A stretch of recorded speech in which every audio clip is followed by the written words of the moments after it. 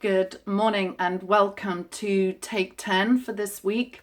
Here's a fact about myself. I am quite passionate about toilets.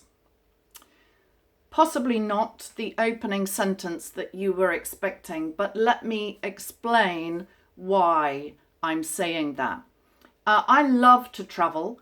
I've been to 40-something different nations around the world. I've had the privilege of using some very plush and pristine toilets. I've also had cause to use some toilets which were incredibly basic and certainly not so pleasant. On more than one occasion, I have had no choice but to nip behind a wall or go further into the jungle. That is very possibly more information than you really wanted to hear about me. So why am I telling you that this morning? The reason is that the United Nations have declared November the 19th as World Toilet Day. Why have they done that? Because toilets can save lives. That's the reality. Toilets can save lives. 62.5% of the world's population have no access to safe sanitation. 62.5%. That equates to 4.5 billion people around the world. 900 million people around the world have no choice but to practice open defecation, to go to the toilet in a public place. 1.8 billion people only have the choice of accessing a water source that is very, very likely contaminated by human feces. And the UNICEF website states that 6,000 children every day die of diseases related to contaminated water. 6,000 children every day. When nature calls, we need a toilet. And yet in our so-called advanced world, billions of people still do not have access to one.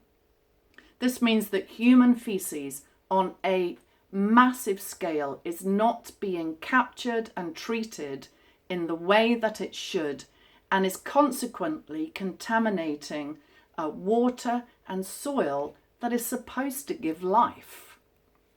This is a critical issue for millions and millions of people around our world today. It's an important issue for people's physical health and well-being. It is also important for their safety, especially the safety of children.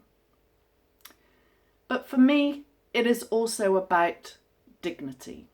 It is about affording everyone the dignity of having a safe and sanitary toilet close by. You could help with this by twinning your toilet. What exactly does that mean? Here are two photographs. Excuse me. These are toilets that I have helped build. Not physically, but financially. One of them is in Afghanistan. The other is in Nepal. For just £60, you could twin your toilet in your home and help purchase a toilet for a family or a community less fortunate than yourself. Now, I know that for some of you, £60 as a one-off payment is actually quite a lot of money, but that equates to 16 pence per day for a year. I wonder how many of us would miss 16 pence per day for the next year.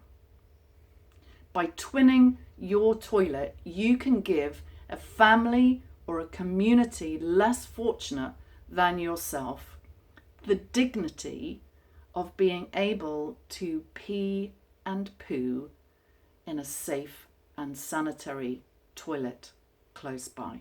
You can aid their health and well-being. You can provide them with safety. So why don't you give it some thought this week and check out toilettwinning.org. Thanks for listening.